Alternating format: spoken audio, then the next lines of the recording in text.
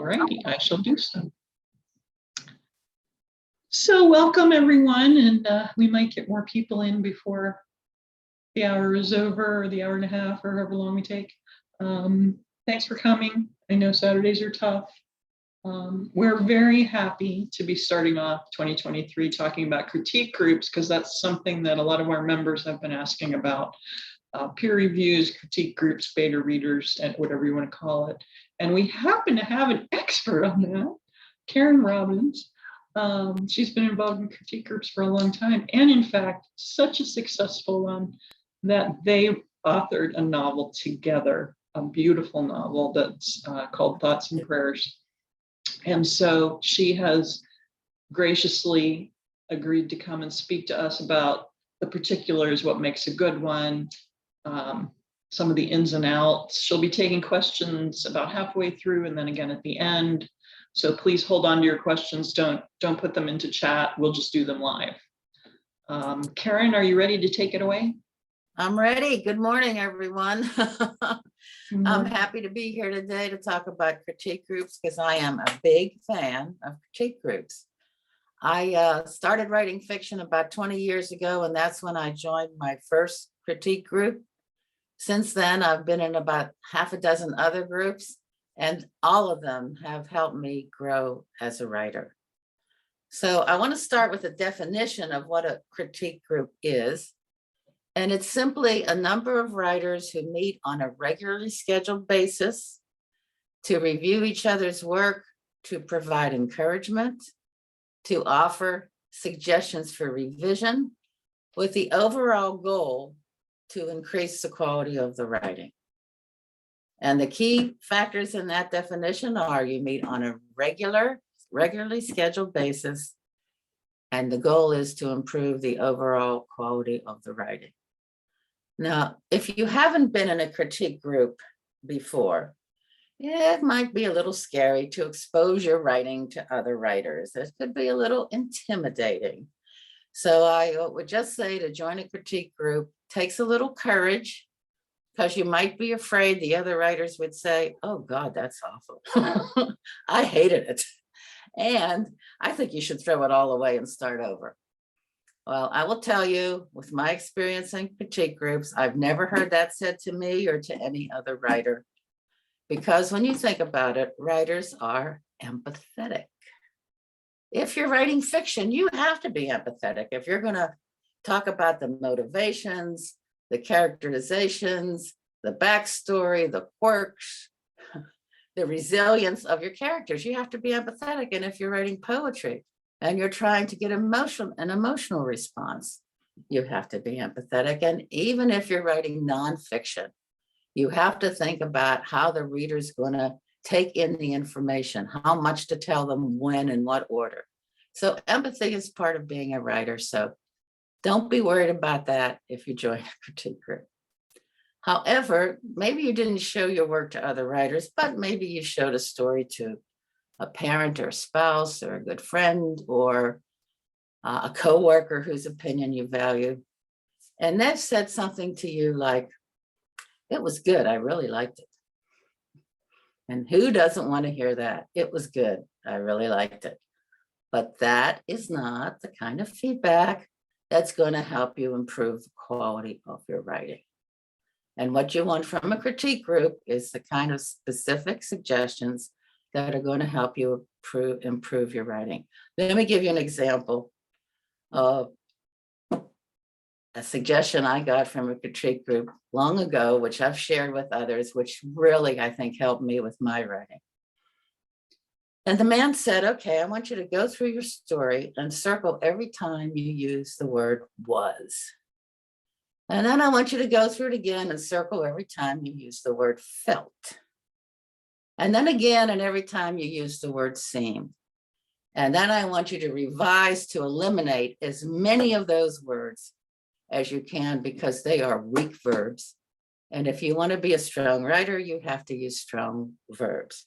You won't be able to eliminate all of them, but strive to get rid of like maybe 90% of them.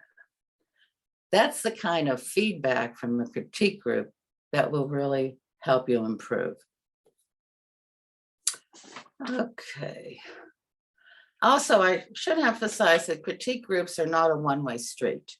I mean, you join a critique group, you want to get some feedback, but part of your obligation as a member is also to review the other's work and give them feedback. So kind of keep that in mind. Because I think some people join critique groups and they only want to get their own feedback and they don't want to put in the work to help other people. Now, it's not just the specific suggestions you get from a critique group that helps you improve, but it might be kind of a function of group dynamics. One of the things that was important to me was just the chance to share camaraderie and meet with other writers, because let's face it, writing is lonely. Before I started writing fiction, I worked in advertising, and I always used to say advertising is a team sport.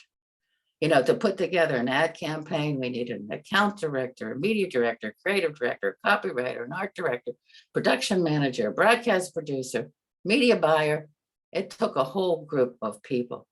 And then when I started to write fiction, it was just me sitting at my computer saying, no one's giving me any feedback and no one's sharing ideas with me and no one's saying, oh, this is good, or oh, that's terrible. You know, so just the camaraderie of reading with other writers is encouraging. Also, like I said, you have to meet on a regularly scheduled basis, and having a deadline, as we all know, helps us write. I have, you know, life gets in the way, but I have that critique group meeting in 10 days and I better have something ready to present. So it helps in that way. It gives you encouragement when you're stuck. You know, you can bring a piece to your critique group and say, I don't know where to go from here. And see what other people say, give you ideas. And it's not just the specific suggestions people give you, but their reaction can tell you something. I just finished writing a novel, and the protagonist's best friend was a character named Ashley. And every time I submitted a chapter, one of the people in the critique group would say, that Ashley's a really interesting character. She's a real foil to your protagonist. And then the next time he'd say, you know, Ashley's a good friend. I really like her. And after he said this several times, I thought, you know, I need to do more with Ashley in the story. I need to give her own subplot. So that's that kind of feedback can help you generate ideas that you might not, probably wouldn't get on your own. And a good critique group will also point out not just the strengths in your writing, but the weaknesses. Now, I don't like to read long descriptive passages in novels, and I don't like to write them either. But I have come to acknowledge that we need to have something about the setting. Because of Tara Bell, who was one of my co-authors, who was wonderful at describing setting. And every time I would submit something, Tara would say, but what does the room look like? I mean, were there drapes? Were there paintings on the wall? And what did the garden smell like? And what sounds did the person hear as they were walking by the sea? So even now, when I'm writing, every time I hear Tara's voice in my head saying, what does the room look like? And that kind of feedback can really help you, not just in the story you're working on now, the project you're working on now, but really far into the future. Also, I know a lot of the members are Right by the Rails are teachers. So you know, as teachers, that you reinforce what you know every time you teach. So the same thing happens in a critique group. As you're giving the other members advice or suggestion, you're reinforcing that to yourself. So as you're saying to someone, you know, you really need to start strong. You really need to start with a clear, compelling paragraph in your story. You're kind of reinforcing that idea in yourself, like, gee, maybe I gotta go back and look at my first paragraph and see if I can make it any better.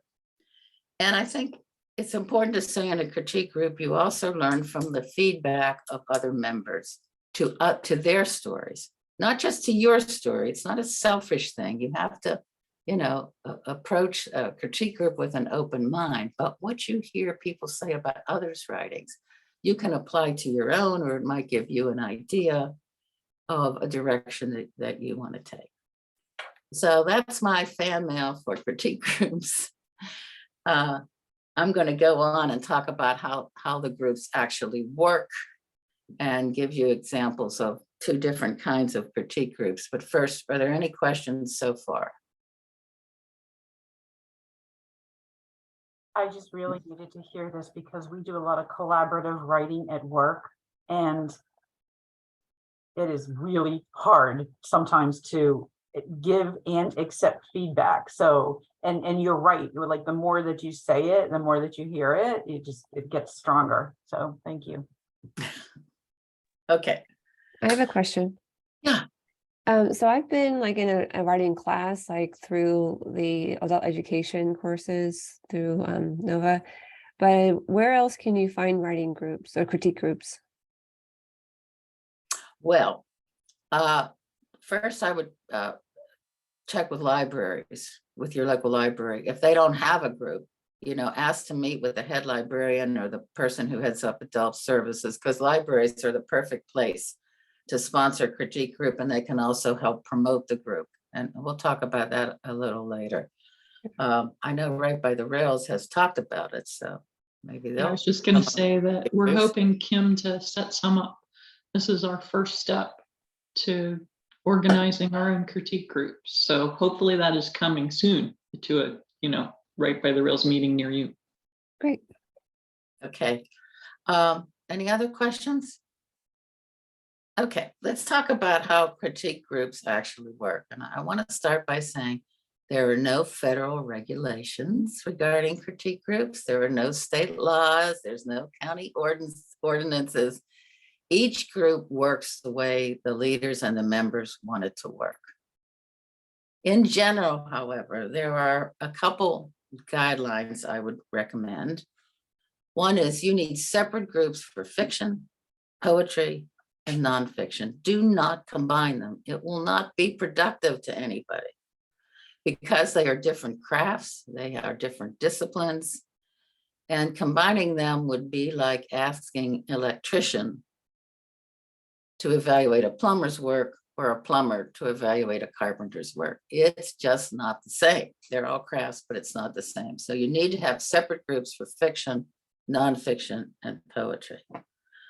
One of the questions is how often does the group meet? And again, that's up to the members, but you have to meet at least once a month. Otherwise, you don't have any momentum. So at least once a month.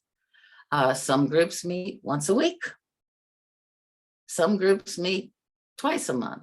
The key thing is that it's regularly scheduled. So we always meet on the second Wednesday of the month, or we always meet Thursday evenings, or we always meet on the first and third Tuesday, whatever it is, it has to be regularly scheduled.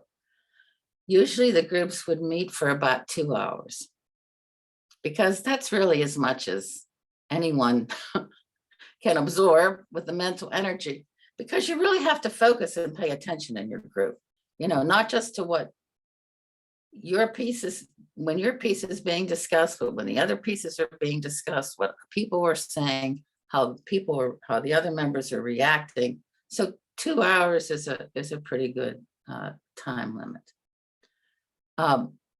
Groups usually have suggestions on how many pages you can submit.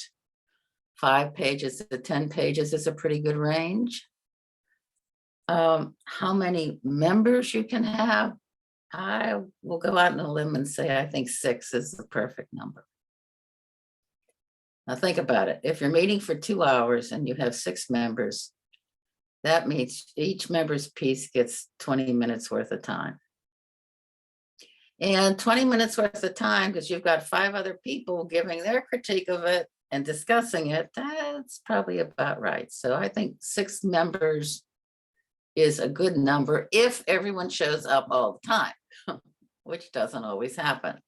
So you could maybe go to 7 members or 8 members, but I think 6 is about the maximum you can have. The other consideration is if you're a member of the group and there's 6 members, there's 5 other people's submissions that you have to review before the meeting, and it takes time to review them.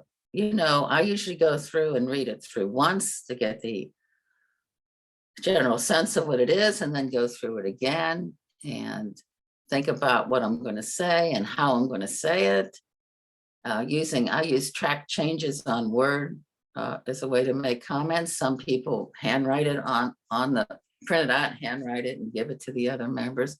But it takes time, and I don't know that, you know, if you're in a critique group, that every month you're going to want to review 9 or 10 different pieces. So I think 6 members is a good place to start. Then the only kind of rule I would say, if you're in a critique group and someone is giving you feedback, just listen. Don't say anything. Just listen. Don't explain why I wrote it this way. Don't defend what you wrote. Don't argue. Just listen. And that's good practice, by the way, for later if you have to deal with agents and editors, to just listen to the feedback. Because you might not agree with it, but you're the author. You don't have to agree with it. You don't have to make the revisions they suggest. It's still up to you. So just listen and take it into account. But keep in mind that people that are reviewing your work, if you have it published on Amazon, they're not even authors, and God knows what they're going to say. So every feedback is valid to let's listen to and consider. Like I said, you don't have to act on it, but you should consider it. And I will say, if you get the same feedback from 2 or 3 members of your group, then you really ought to pay attention to that. If you get 2 or 3 other writers telling you the same thing, and it's time to pay attention. All right, let's see. Now there are 2 kinds of feed groups, and I think the most common kind I would call an open group. And that is anyone can join at any time. And most of the critique groups I've been involved with are open groups. They might be sponsored by a library, a bookstore, an arts organization. If Right by the Rails would have critique groups, then it would be open only to Right by the Rail members, but they're open. No one vets the members. No one checks their credentials. Anyone can just show up. It's not on a semester basis, so you can show up at any time. You don't have to wait until the start of the semester. You can just join at any time. And open groups, you can imagine, then tend to have a mix of very beginning writers, of intermediate writers, and hopefully of 1 or 2 writers that have actually published. They also have all genres because it's open, you know. So if you write, say, mysteries and you only like to read mysteries, if you're going into a critique group, you might have someone writing horror stories or science fiction or romance, and you have to review it as a member of the group. And I actually find this very helpful, because if I'm reviewing a genre that I never read or wouldn't normally read, it really makes me focus on the writing, on the characterization, on the plotting, on the dialogue. So I think it's good to have a mix, but that's just my opinion. Some people can't deal with that, but usually in an open group, you'll have a mix of genres. Now I'm in a group now at the Montclair Library that meets once a month. It's an open group. It's headed up by Natalina Reese, who is also a member of Right by the Rails and is a very talented writer. Her plotting is fantastic. Her characterizations are deep. Her dialogue is just right on, spot on. And the way Natalina does it is to limit or ask people to limit their submissions to 5 pages. See, her rule of thumb is, well, if you have to go over, but nobody's really obligated nobody else is obligated to critique it beyond 5 pages. So most people limit it to 5 pages. We send our submissions to her, she distributes them. So we get them ahead of time, hopefully a week ahead of time, so you have time to review them. And then we meet once a month. She also does the favor of sending out prompts.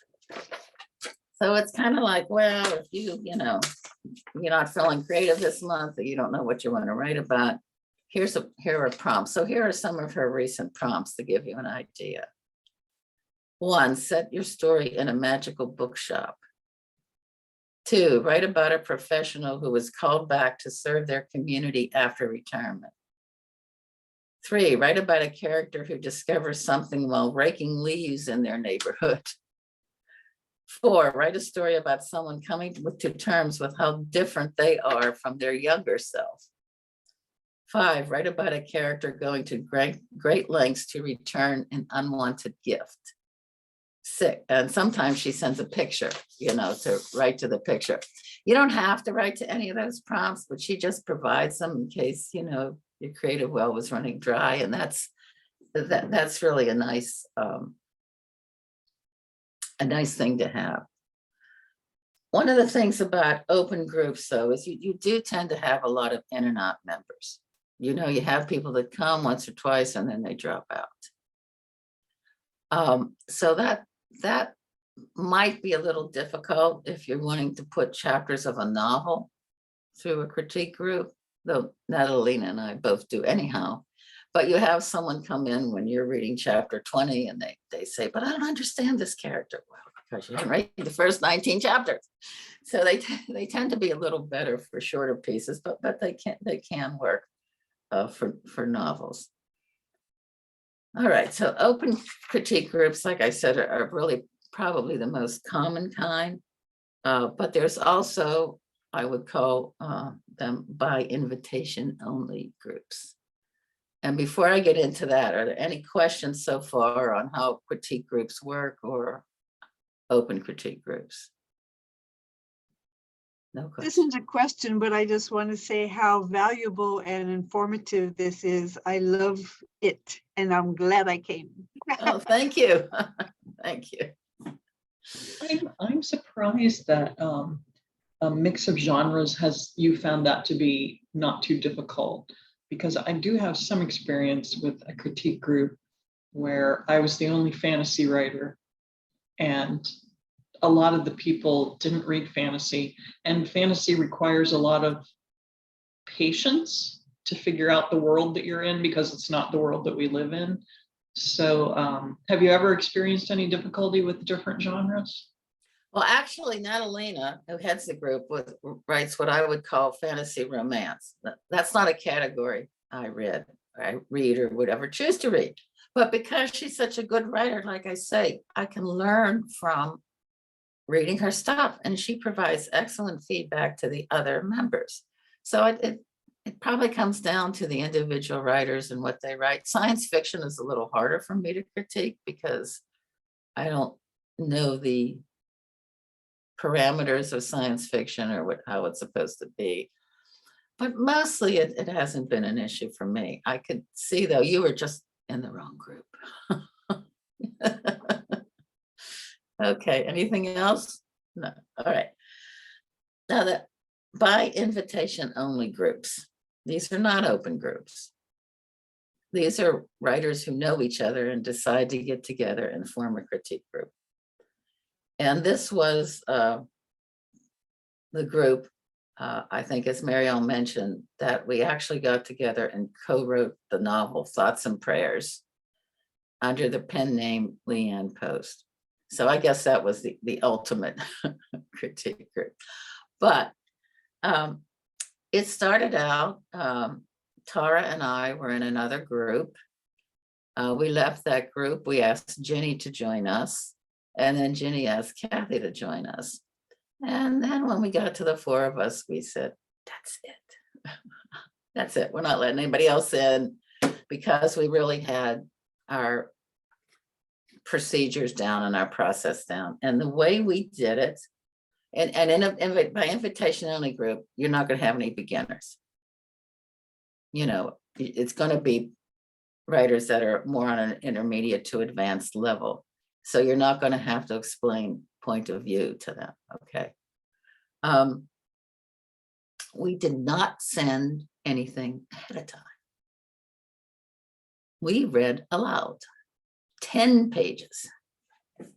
We read our stories or our chapters aloud. And I am a big believer in reading aloud. Even if you're sitting by yourself at your desk, read your stuff aloud. You will hear when you are repeating words. You will hear when you are repeating ideas or phrases. You will hear when the pacing is dragging. And you will hear when you're just going too fast. So reading aloud is really helpful. And it also, to me, I think, in a critique group, more closely approximates the reader experience. It's the first thing they're here. How are they reacting to it? Sometimes in open critique groups, when you have less experienced writers, the feedback you get for them is they correct all your typos. It's nice, that's good, but you know, you don't join a critique group for proofreading.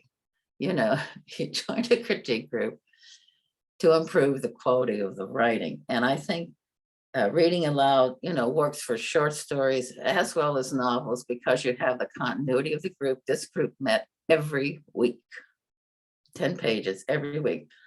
So it really is more committed writers. You didn't have more in and out members when you have a by invitation group because people are already kind of pre-selected and vetted. You could limit it to focus on a genre, like you could have a by invitation group, Mary Olive fantasy writers. You could do it that way. So I don't know, maybe people would accuse each other of stealing their ideas. I don't know if they were all the same genre, but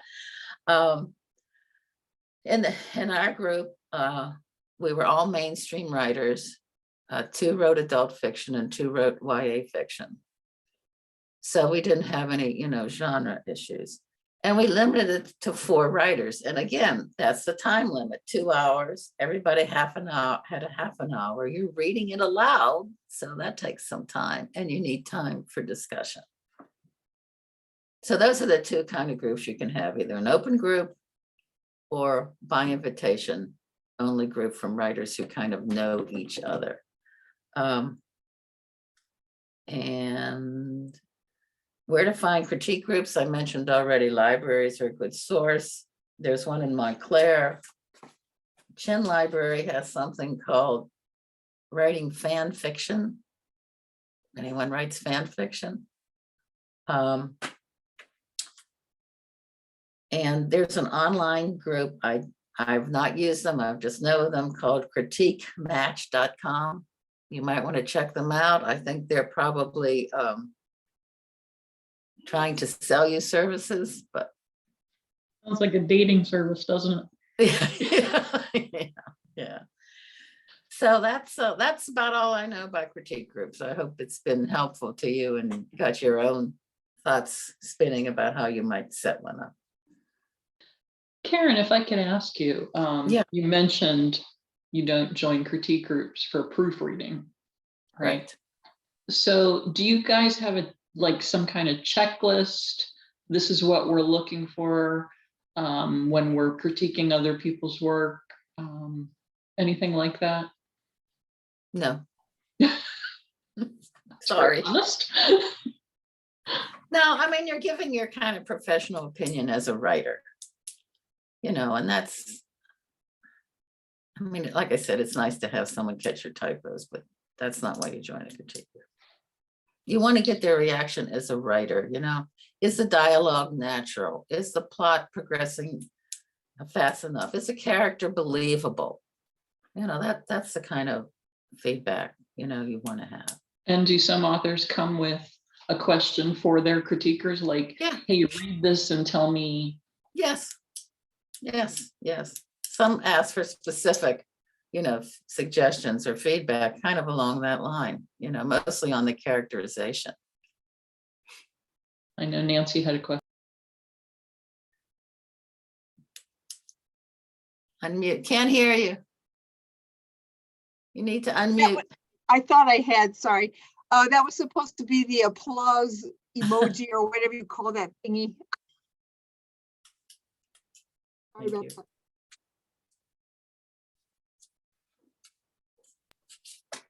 Anyone else have a question for Karen? Comment? Suggestion? Funny joke? That was fast. Yeah, it was, man. Has I anyone didn't else, have that much to say. has anyone else been in a critique group that was successful or unsuccessful? I have. I've been in several different types of critique groups. Some of them had too many members, no time limits. It was sort of first come, first read. Oh, And yeah, that was a problem because some people never got a chance to read, or very rarely because they didn't arrive early enough. yeah, that's why I recommend really no more than 6 members. I mean, who's going to keep coming if they never get a chance to read? Everyone has to be able to Yeah. participate every time. You have to limit it. Well, do you At have the any- Montclair Library, at one point, that pre-COVID, they had so many people show up that they actually divided it into 2 groups. Hmm. Because they knew that, it wasn't going to work with 18 members in a critique group. It wasn't going to work. That's one of the advantages of following your suggestion to keep fiction, nonfiction, and poetry separate. So Absolutely. that might help solve that right there. Do you have any words of wisdom for critiquers, like how to kindly and compassionately relate that the story sucks or your character's stupid? Well, I wouldn't say that, but again, I think you have to go back to the goal is what is going to improve this person's writing and what are they ready to hear? So if I have a beginning writer in a critique group, I am not going to point out every terrible thing that they've done. I'm going to try to focus on what I think would be the most helpful for them to improve. Mhm. And if you keep that in mind, I mean, a lot of the comments that are made have to do with point of view. People don't understand point of view and they have point of view switches. Mhm. A lot of comments are made that I make if people are repeating words or repeating ideas, read it aloud and hear that you already said that in the last paragraph. So don't say it again. A lot of the comments are dialogue. People write very stilted dialogue, and you have to try to tell them use contractions, nothing else. So a lot of the comments are kind of basic. Some of the comments are, I don't understand what you're trying to say here. I think it's okay to say that. It's not clear to me. Some of the comments might be, I like this. This is really good. This is lovely. It's not all negative. Mhm. Yeah, some of it might be, I question this word choice. I don't think this is the word that you really want to use here. Mhm. So, it's all over the place. But I think, like I said, most writers are empathetic and they're trying to help you. They're not trying to discourage you. They're trying to provide encouragement to keep writing and to get better. And often the critique groups will share information like, there's this workshop coming up, I Write by the Rails, or here's a website I find that was helpful, or here's a book that I like that helped me. I mean, so that also is part of the camaraderie of overcoming the loneliness of writing. That all sounds wonderful. I think we should have critique groups. What do you guys think? I've been saying that for years, but It's hard in a county-wide, you'd have to have them maybe somewhat determined by geography. Mhm. Yep. I think working with the libraries would be a good way to start, because they've already got the place to meet, they've got the parking. They'll help promote it, Denise, were you gonna say something? Yes, I joined an ongoing critique group that had been meeting in person in the Northern Neck, and they switched to online. Mhm. And it was really great during COVID. But as soon as we had an opportunity to start meeting again, we lost people. The online people wanted to stay online, and the in-person people didn't actually show up.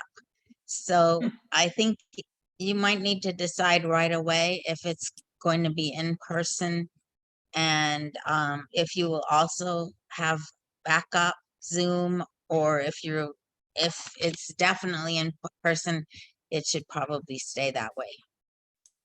I think that's a good point. I mean, the Montclair Library Group meets in person, but they also have backup Zoom, for people that are still nervous about COVID. And one of our former members moved to Georgia, and he still joins the group by Zoom. In the by invitation group I mentioned, it's when I lived in West Virginia, and all my co-authors lived in West Virginia, and I met with them every week on FaceTime. Oh, And then when COVID hit, we all switched to Google Duo and met online. So you can have an online group. I prefer in person, frankly, especially if you don't know the people, if they're all strangers to you when you join. I think it's, to me anyhow, when you meet someone in person, you get a better sense of them when you just see this head on the Zoom. I agree with you with that, but I also agree with Denise that I love the hybrid approach personally, Mhm. that the people who want to meet in person can meet in person. The people Right. that just can't do it, they're too far away. They have Right. immuno problems. They live with their 92-year-old mother, we need to have a way to include them. So Still need to limit it though. I mean, remember that six, right. 6, Gotcha. 7, 8, maybe, who's going to show up every time. But generally in most of the groups that I've been in, it kind of naturally evolves into 5 or 6 people that are the core group. It just kind of naturally, I don't know why, it just kind of comes down to that. The people that are willing to, put in the effort, because you do have to put in effort to review the other people's writing. Mhm. So I do have a comment now, which goes back to your question, Marielle. I recently did editing of a book called Make Peace with Anxiety, about a person who had been sexually abused and had PTSD from military experiences and so forth and so on. And this was the first time she'd ever written a book. In fact, it was already on Amazon by the time I even met her. Wow. And as a matter of fact, I think she's part of this group. She's just not here today. But I was able to soften my critique by beginning with the fact that she had done an excellent job for a person writing in English when English was not her first language, and that she came across as a very authentic person. No BS. She's being helpful as opposed to whining and so forth and so on. So I was able to give her some compliments, like to soften any blows that she might consider to be Right. blows, when I then had to tell her about errors that were made. So I think that that's a way, if you can find genuine positive things to say first to till the ground, then you can go into a critique. And it doesn't have to be as long as what I just all said. It can just be short. yeah, you can just say, nice phrasing. Yeah. I think that's definitely something that I'm a very critical person. And so I have to tell myself, as a teacher, when I taught, I had the sandwich method, which I know some people have heard of, where you sandwich a negative comment between 2 positive comments so that you're not ripping up a student's self-esteem by what you're saying, Exactly. Yeah. Well, and I'll also say, what to expect when going into a critique group. You have to have a little humility, because I've seen some people come in and their expectation is that everyone else is going to say, God, that's great. Your book is great. It's going to be a bestseller. And when they don't hear that, they never come back, you know? So you have to be realistic about that it is a critique group. It's not a fan club. Where do I find one of those? No, just kidding. That's a good point. What to expect might be something that we can talk about when we're discussing how to set up our critique groups. I like your idea that your first job is to listen and hear and not be forementing your explanations or things while you're listening. Yeah, have to listen. That would be the only rule that I would recommend. Just listen, you know? Don't argue, don't defend, don't explain. Just listen. Great. Anything else before we sign off for the day, ladies? Okay, so I'm going to remember y'all want to be in a critique group when this comes up. You may hear from me again. Thank you, Karen. This has been Thank wonderful you. It was information, fun. really helpful. I hope Thank it was you. helpful to everyone. Thank you all Thank for you so much. It was really informative and enlightening definitely. Thank Loved you. it. and Take not care. scary. Right. Don't be scared. I'm looking forward to having critique groups. Good. Okay. Well, we will be in touch. Our anthology came out today, so if anyone's interested in good. that, the Cool. link is on our Facebook page, or just Google Amazon Right by the Rails, and it'll come up.